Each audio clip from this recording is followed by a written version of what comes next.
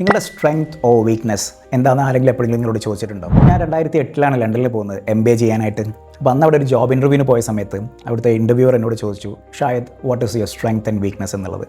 അപ്പോൾ എല്ലാവരും പറയുന്ന പോലെ തന്നെ സ്ട്രെങ്ത്ത് ഞാൻ പറഞ്ഞു, ഞാൻ ഭയങ്കര ഹാർഡ് വർക്കറാണ്, ഞാൻ ഫാസ്റ്റ് ലേണറാണെന്നൊക്കെ പറഞ്ഞ് അങ്ങനെ കുറേ കാര്യങ്ങൾ പറഞ്ഞു. വീക്ക്നെസ്സിനെ കുറിച്ച് ചോദിച്ചപ്പോൾ ഞാൻ പറഞ്ഞു, എനിക്ക് രാവിലെ നേരത്തെ എണീക്കൽ കുറച്ച് ബുദ്ധിമുട്ടാണ് എന്നുള്ള രീതിയിൽ അങ്ങനെ തന്നെ പറഞ്ഞു. അപ്പോൾ അതൊക്കെ കഴിഞ്ഞ് ഇൻ്റർവ്യൂ കഴിഞ്ഞിട്ട് അവർ കുറച്ച് കഴിഞ്ഞ സമയത്ത് എന്നെ വിളിച്ചിട്ട് പറഞ്ഞു, ഷായദ് unfortunately I cannot give you this job, നമുക്കൊരു ബെറ്റർ കാൻഡിഡേറ്റിനെ കിട്ടിയിട്ടുണ്ട്, പക്ഷേ ഞാൻ നിനക്കൊരു ടിപ്പ് തരാം, അറ്റ്ലീസ്റ്റ് നിനക്ക് ഗോയിങ് ഫോർവേഡ് ഇത് ഹെൽപ്ഫുൾ ആവുമെന്ന് പറഞ്ഞു. അപ്പോൾ അവരെന്താ പറഞ്ഞതെന്ന് വെച്ചാൽ, നിങ്ങൾ സ്ട്രെങ്ത് ആൻഡ് വീക്ക്നെസ്സിനെ കുറിച്ച് കമ്പനീസ് ചോദിക്കുമ്പോൾ ഇതിലൊരു ട്രാപ്പ് ഉണ്ടെന്ന് മനസ്സിലാക്കുക. ഈ സ്ട്രെങ്ത്ത് നിങ്ങളെപ്പോഴും ആ കമ്പനിക്ക് റെലവൻ്റ് ആയിട്ടുള്ള ഒരു സ്ട്രെങ്ത്തിനെ കുറിച്ച് പറയാൻ നോക്കുക, അല്ലെങ്കിൽ അപ്പുറത്ത് നിൽക്കുന്ന ആൾക്ക് എന്ത് വാല്യൂ ആഡ് ചെയ്യാൻ പറ്റും അതിന് അങ്ങനത്തെ ഒരു സ്ട്രെങ്ത്തിനെ കുറിച്ച് പറയാം. അതിന് നിങ്ങൾ അവരെക്കുറിച്ച് പഠിക്കണം, കമ്പനിയെക്കുറിച്ച് പഠിക്കണം, നിങ്ങൾ പ്രിപ്പയർ ആയിട്ട് പോകുന്നു. വീക്ക്നെസ്സിനെ കുറിച്ച് ചോദിക്കുന്ന സമയത്ത് എപ്പോഴും നിങ്ങൾക്കൊരു വീക്ക്നെസ് ഉണ്ടായിരുന്നു, അത് നിങ്ങൾ ഐഡൻറ്റിഫൈ ചെയ്തു, അതിന് നിങ്ങളൊരു ആക്ഷൻ എടുത്തു, അതിനൊരു സ്ട്രെങ്ത്തോ അല്ലെങ്കിൽ ഒരു ഓപ്പർച്യൂണിറ്റി ആയിട്ട് എങ്ങനെ കൺവേർട്ട് ചെയ്തു എന്നുള്ളതിനെക്കുറിച്ച് പറഞ്ഞാൽ മതി. അപ്പോഴാണ് നിങ്ങൾ അവരൊരു പ്രോബ്ലം സോൾവർ ആയിട്ട് നിങ്ങളെ ഐഡൻറ്റിഫൈ ചെയ്യുന്നത്. ആ ഒരു ടിപ്പ് ഞാൻ ത്രൂ ഔട്ട് ലൈഫിൽ അവിടുന്ന് ഫോളോ ചെയ്യുന്നൊരു സംഗതിയാണ്. അതെനിക്ക് ഒരുപാട് ഹെൽപ്ഫുൾ ആയിട്ടുണ്ട്, ഇൻ്റർവ്യൂസ് ആയിക്കോട്ടെ, ബിസിനസ് മീറ്റിംഗ്സ് ആയിക്കോട്ടെ.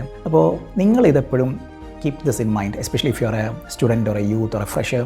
നിങ്ങളൊരു ഇൻ്റർവ്യൂവിനോ അല്ലെങ്കിൽ ബിസിനസ് മീറ്റിങ്ങിനൊക്കെ പോകുന്നുണ്ടെങ്കിൽ always keep this in mind.